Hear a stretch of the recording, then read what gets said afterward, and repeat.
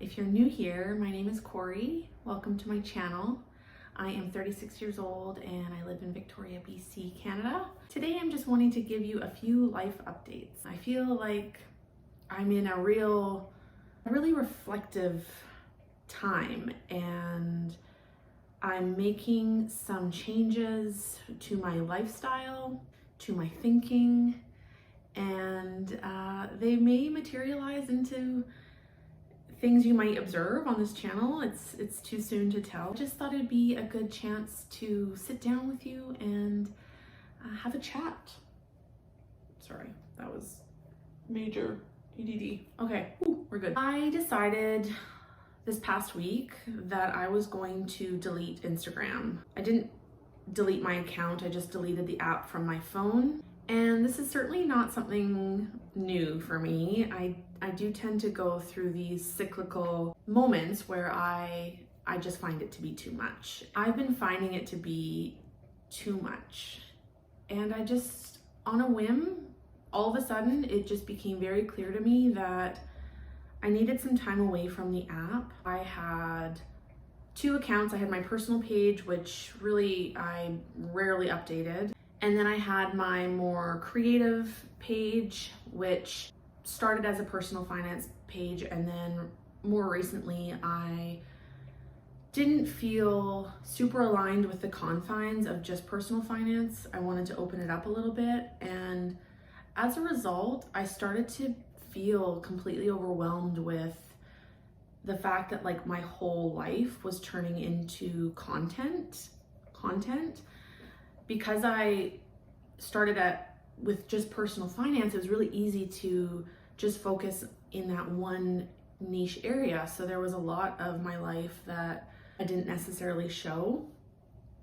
And that was both what made it overwhelming and what also was why I opened it up in the first place, is that I did want to share more aspects of myself, but I kind of went in without a clear vision and without boundaries, and had no limits to what I was sharing. And I didn't know when to maybe hold back, and I didn't have any parameters. So I was just sharing everything, but not really being grounded in the purpose, the meaning.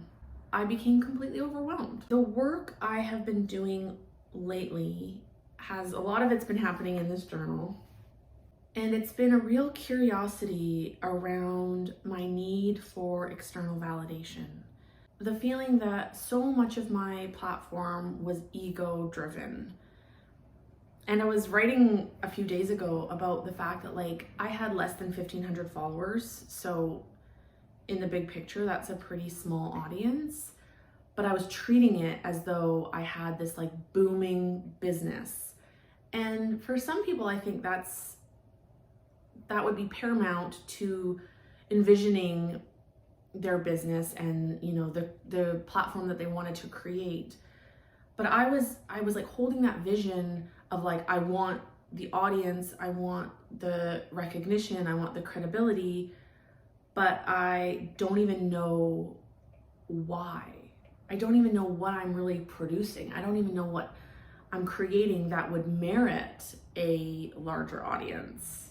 It may sound like I'm being hard on myself, but truly, this has been really awakening and really helpful, that my life isn't necessarily that important or that unique or that motivational. I think I have glimmers of things that could be helpful, that could be insightful, that could be interesting. But to be branding myself on this platform and putting the pressure on myself on this platform that I'm this this high level influencer really was difficult and unsustainable and led to burnout. So I don't know if I'm being completely clear in that, but basically it was an experience of too much too fast. I was feeling good with just my personal finance. I wanted to up level it slightly, but then I up leveled it to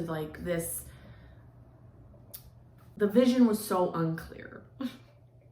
There was no vision. The vision was based on like ego and wanting external validation. And that isn't cute. That isn't interesting. That isn't exciting. And for me, it was not fulfilling. It was not sustainable. So I'm taking a break from Instagram, and I have been like giddy. It has felt so freeing. And it's interesting because I've taken breaks from Instagram before, and on those breaks, I would be reaching for my phone. I'd be re-downloading the app. I would be finding all these sneaky things to get back on Instagram. And this time, I am like, oh my gosh, I feel like my cortisol levels are just like coming back down.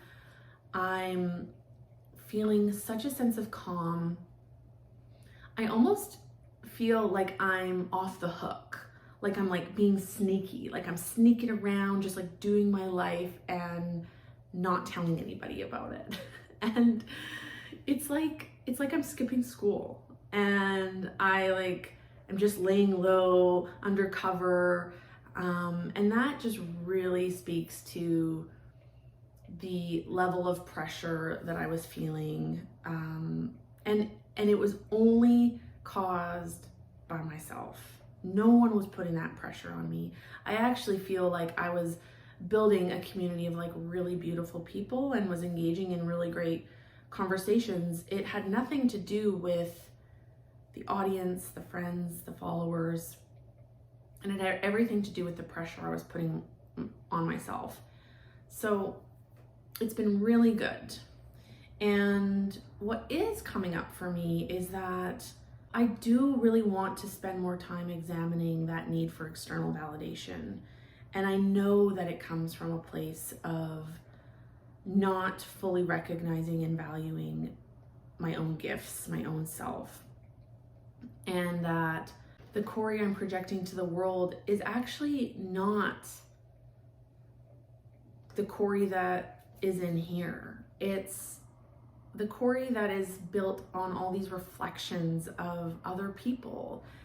And I think it's really hard to completely separate ourselves from other, like it's that whole nature versus nurture. Like we are a product of our environments and the people we meet, the information we consume. I felt like the scales were tipped they were so out of whack. Like I was feeling more connected to the outer than I was the inner. And it wasn't actually true connection. It was just like superimposed on me. And so I am really hoping that this break from social media will allow me time for deeper reflection and deeper self-work. And I really do want to nurture self-love. You might be saying, but Corie, here you are on YouTube. And you would be right. I am here on YouTube. I do see my relationship with Instagram being very different than my relationship with YouTube. I find the platforms completely different. I think they draw in different needs and different audiences, different people. To me, YouTube is almost like a diary, and it's this long form content where I am just unscripted, talking to you in real time. I have notes for what I, want to cover, but I just really do feel like it's a creative outlet for me. And what did I write? I wrote, YouTube has less pressure, it's long form, it's deeper conversations, there's less scrolling. So that's the other piece, is like I'm not necessarily scrolling through like a feed. I do subscribe to different creators, but I almost see that more as like how my relationship with Netflix is. Like I'll sit down and I'll be like, I'm gonna like catch up on some of these creators. It's not so much a numbers game. Like sure, I'm able to see how many subscribers I have, but like most of my subscribers are private. So I don't even know who's following me or for what reasons, really, unless you're telling me in the comments. So yeah, I do think that YouTube is still something that's cup filling for me. And there may be more reasons for that. And really what I'm listening to is my intuition. For right now, YouTube feels really cup filling, it feels nourishing, and it feels like I am sticking to my values. The conversation, the reflection around my ego, this need for this need for external validation, it really is boiling down to work I need to do around like self-nurturing, self-love, self-reflection, and just giving myself some time and space, I think is really going to be key. So yeah, that's been a big one. Letting go of Instagram, whether that's a long-term change or just temporary. Right now, I am just really enjoying the peace. What else is new? You probably want to hear how Brian is. Brian is doing really well. We haven't seen each other in what feels like a really long time, but I think it's only been 3 weeks because he went to Costa Rica for 2 weeks. Lucky bum. He and a group of his pals all met up in Costa Rica for his friend's bachelor party, and they all went on a dirt biking trip through like the jungle, on beaches, through rural Costa Rica. So he had the time of his life, and so he's just getting home from that and diving into work because there are financial realities, I think, really hitting him. The other big piece is that his roommate has just moved out as of yesterday. So when Brian and I decided that we were gonna take steps towards me applying for a visa to move to the United States, Brian did let his roommate know that this was the plan, and because Brian was the leaseholder and had lived in the place first, he asked if his roommate would consider moving out, or I don't exactly know how the conversation went, but so his roommate and daughters just got their own place. So what's exciting about that is not only am I really happy for his roommate Charlie and his girls to just be taking on that new chapter, but it's also allowing Brian to move into a new chapter on his own. He has never lived alone, and I think it's going to be really powerful for him to have this time and space just living on his own. I kind of see it as like hitting the reset button before I move there. So that's the other really exciting piece, is that like this is our home. This will be our home. And so having kind of Brian have this clean slate and just time to get reacquainted with that space and clear out, some of the things that he no longer needs, no longer serves, and just like kind of reclaim the whole space. And then I'm so excited that like Brian and I will get to begin creating the space that we want together from that grounded place. So yeah, that is all really, really cool, really exciting on all fronts. We're really happy about it. And I believe the plan is that Brian will be here for Easter weekend, which is next weekend.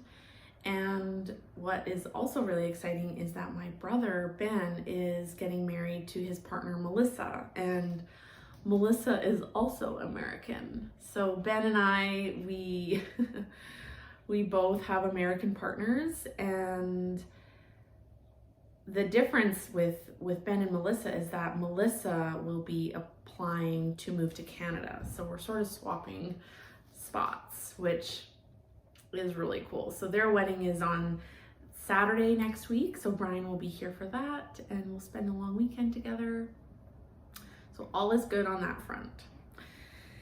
And yeah, what else? I guess really the only big update is just kind of the life I'm trying to build for myself. I just started reading Atomic Habits by James Clear, and I was like number 200 and something in line waiting to check it out of the library. And I went and picked it up yesterday, and I'm already 50 pages in. So it's really, really fun so far, really insightful.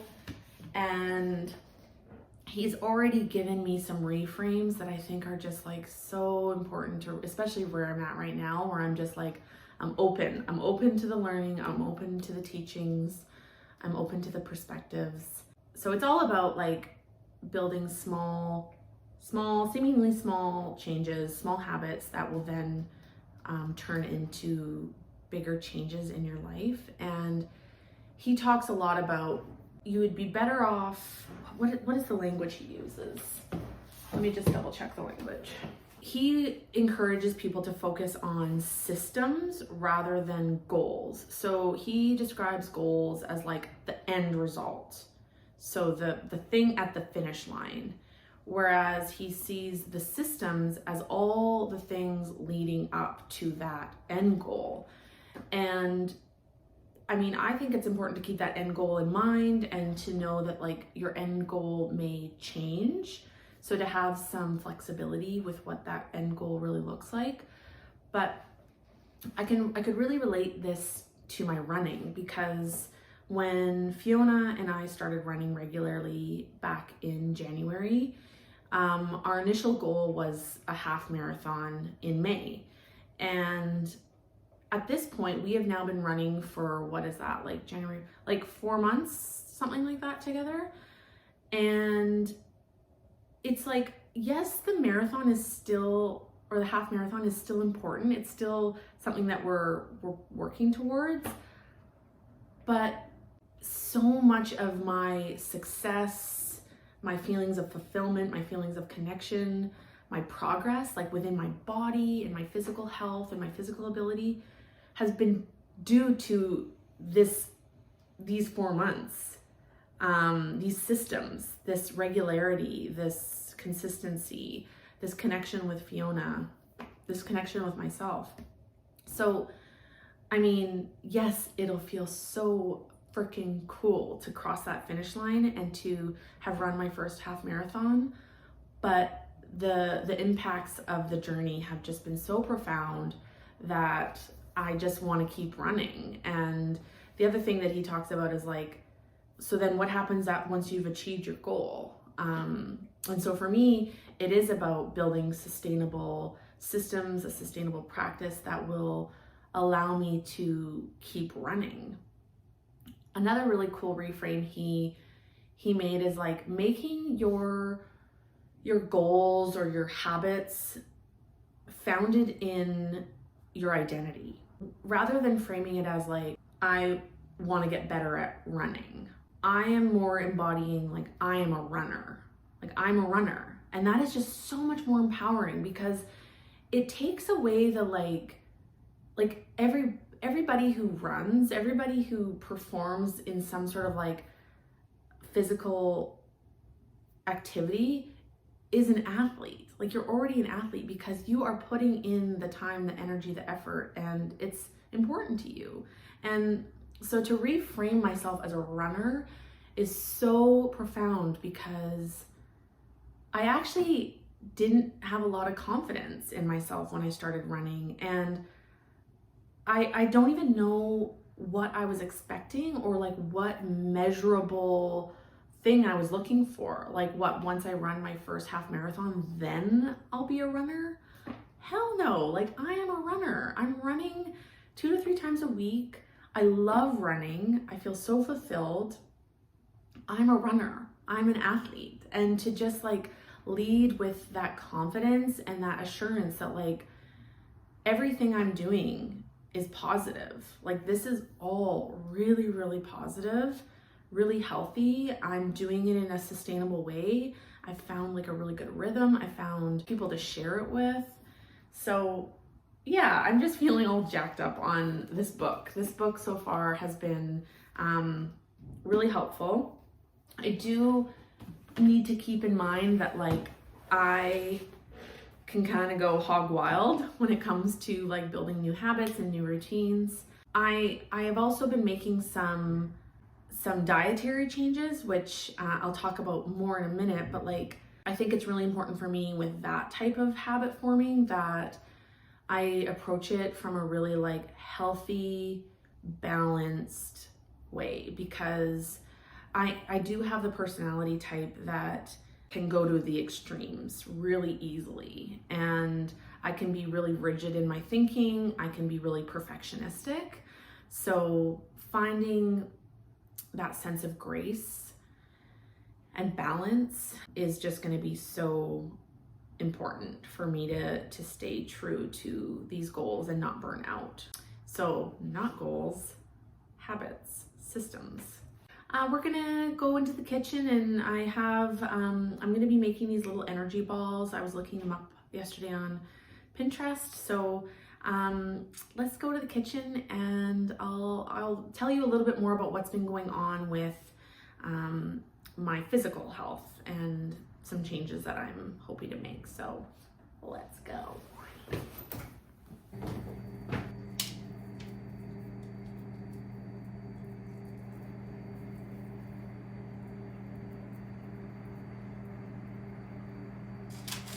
One thing that's been a big focus as of lately is trying to get a handle on my gut health and my digestive health. I have been feeling just not my best in terms of my digestion and just my general GI comfort. And this has been years and years of challenges, and I've been tested for different food intolerances, and it does always come back to me being sensitive to gluten, dairy, and sugar, and those are common inflammatory foods. And I've been looking more into, sort of the symptoms of leaky gut and IBS, and trying to really look at different triggers for those conditions. And unsurprisingly, it is, the gluten, the dairy, the sugar. And what's been difficult for me is that, this is getting really sticky. What's been difficult is that I can handle these things in moderation. And when I'm feeling good and it's not bothering me, it can be really easy to just lose sight of the bigger picture and just be really focused on the moment. And then what happens is I become less and less tolerant of those things, to the point where I'm intolerant and actually really having a hard time. I have to wash my hands and come back. Over the years, I've had varying levels of commitment to getting on track with a new diet, a new lifestyle that facilitates a happier gut, and it just seems like I have a hard time really making sustainable changes. So I'm back on it, and this time around I'm looking at FODMAPs. And if you don't know what FODMAPs are, welcome to the club. I don't really either. But essentially they're a classification of foods that are prone to causing inflammation and various GI challenges. And so some examples would be like garlic, onion, broccoli, cabbage. There's a number of things. And the idea is to not necessarily eliminate them all completely for always, but to eliminate them for about a month to 6 to 8 weeks, and slowly reintroduce them one at a time. So my approach right now is I'm feeling motivated, I'm feeling inspired, I have the time. So as of right now, I am seeing what it feels like to eliminate dairy, gluten, and FODMAPs for the most part, and then just being mindful of refined sugars. So right now I'm making these little matcha balls. They're made from ground almond, ground coconut, matcha and maple syrup. The recipe called for agave, but I didn't have agave, so. And so I'm just going to try to get creative and feel inspired by it rather than burdened by it, and see what happens. I have some pretty specific symptoms that I'm looking to alleviate, and it would be really nice just to get a hold of some of those symptoms that just make me feel unhappy, uncomfortable on a day-to-day basis. And a lot of it's gastro, so like we don't have to get into the dirty details, but you can imagine. Use your wild imaginations and guess what's going on. And I know that type of impact, when your gut is constantly in a stressed out state, it's affecting your larger sense of health. And so for me, it's really important that I'm getting good sleeps. It's really important that I have lots of energy, my skin. These are all things that I do hope that by making some good habits, some healthy changes around diet, that my gut will become happy and healthy, and that will then ripple throughout my body. So I have a couple of recipes for these energy balls. This is the matcha ones. They look disgusting. I'm hoping they don't taste disgusting. And I'm gonna probably make one other kind for this week, and yeah, we'll see if I like them. That's the goal. I just want to like them. I'm loosely following a recipe. These ones are just a peanut butter oatmeal chocolate chip,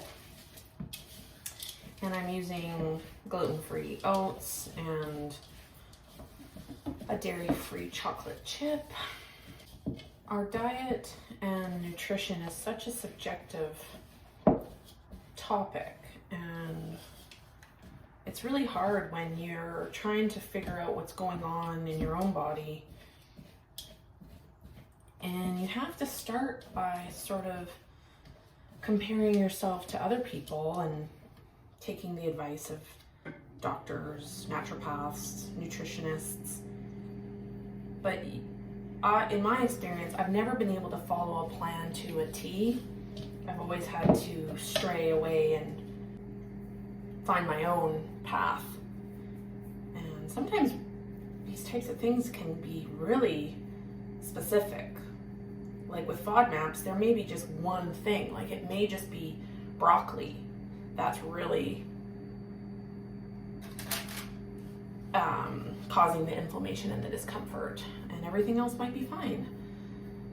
I remember when I was, when would this have been? I would have been in my early 20s, and I was working, I had been working at Starbucks, and I went on to work at an Italian restaurant. So Starbucks was full of dairy, and this restaurant was full of gluten.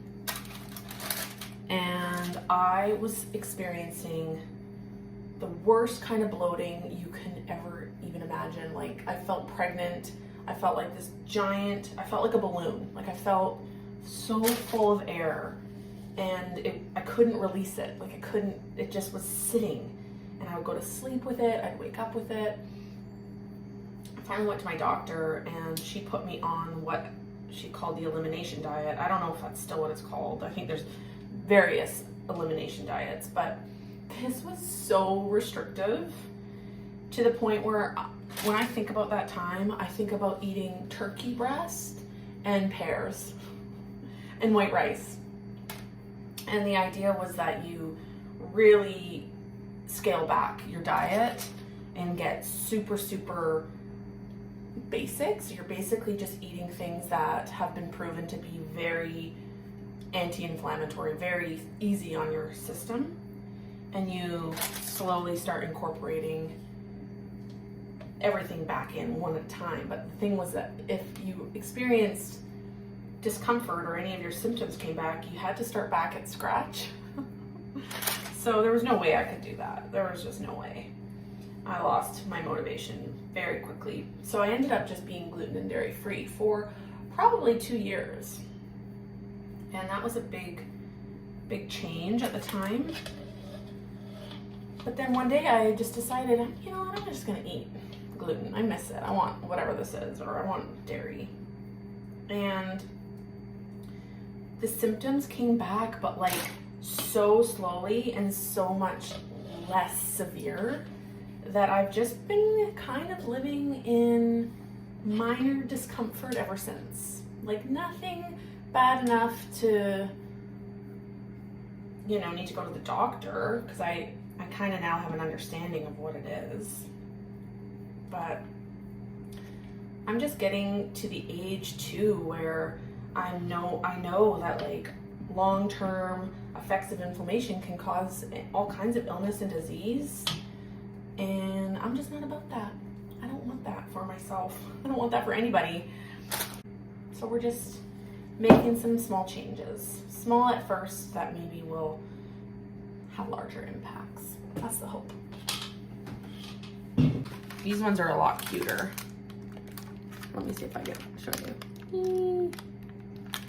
So I'll put these in the refrigerator, let them harden up a little bit, and those are some snacks for the week. That took 20 minutes, not even. So bingo bango. Another big reflection I've had since letting go of Instagram, and this is something that I've been aware of for a while, but it's definitely becoming increasingly clear that social media has afforded me this like false sense of connection or community. Like, it's not to undermine the connections that are happening on that platform, but what I'm becoming really aware of is that it has prevented me from pursuing in-person connections and maintaining those connections. I do recognize that like I'm a lot more introverted than I ever really knew myself to be. I wouldn't have called myself an introverted kid or teenager, but as I've gotten older and I don't really know, different life circumstances, I think I have pulled back a little bit from like the social landscape.